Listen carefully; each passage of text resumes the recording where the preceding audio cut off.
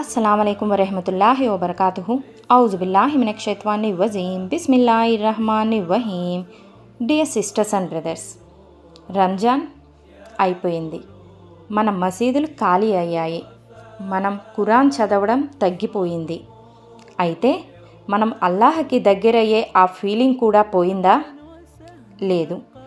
అల్లాహ్ మనకు ఇంకో అవకాశం ఇచ్చారు. అదే షవ్వాల్లో 6 రోజుల ఉపవాసం. అసలు షవ్వాల్ ఫాస్టింగ్ ఏంటి, ఎందుకు, ఎప్పుడు చేయాలి అనే విషయాలు మనం తెలుసుకుందాం. మన ప్రవక్త గారు చెప్పారు, ఎవరైతే రంజాన్ ఉపవాసం చేసి తర్వాత షవ్వాల్లో 6 రోజుల ఉపవాసం చేస్తారో అతనికి సంవత్సరం మొత్తం ఉపవాసం చేసినంత సవాబ్ లభిస్తుంది. సుబ్హానల్లా, 30 రోజుల రంజాన్ ప్లస్ 6 రోజుల Shawwal equal to 1 year reward. ఇది అల్లాహ్ మనకిచ్చిన బోనస్ లాంటిది. మన చిన్న ఎఫర్ట్కి పెద్ద రివార్డ్.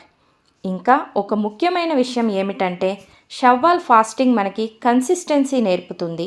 రంజాన్లో చేసిన మంచి అలవాట్లు కంటిన్యూ అవ్వడానికి హెల్ప్ చేస్తుంది.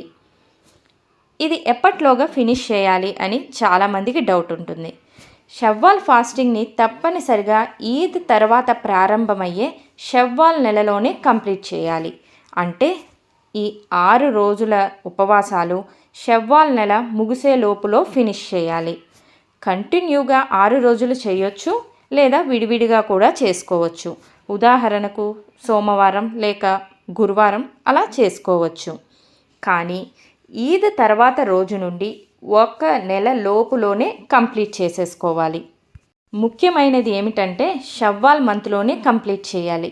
అంటే ఈద్ తర్వాత రోజు నుండి 1 నెల లోపులోనే ఫినిష్ చేసేయాలి.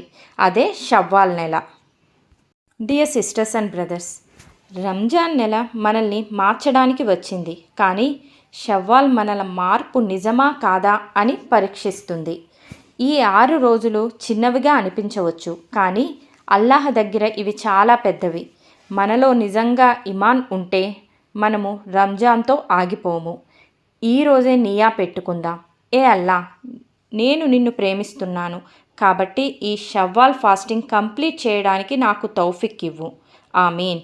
అల్లా తాలా మనందరి ఫాస్టింగ్స్ను యాక్సెప్ట్ చేయాలి, మన దువాలను కుబూల్ చేయాలి. ఆమీన్. ఏమన్నా తప్పులు చెప్పుంటే మాఫ్ కరో అల్లా. అస్సలాము అలైకుం వరహమతుల్లాహి వబరకాతుహు.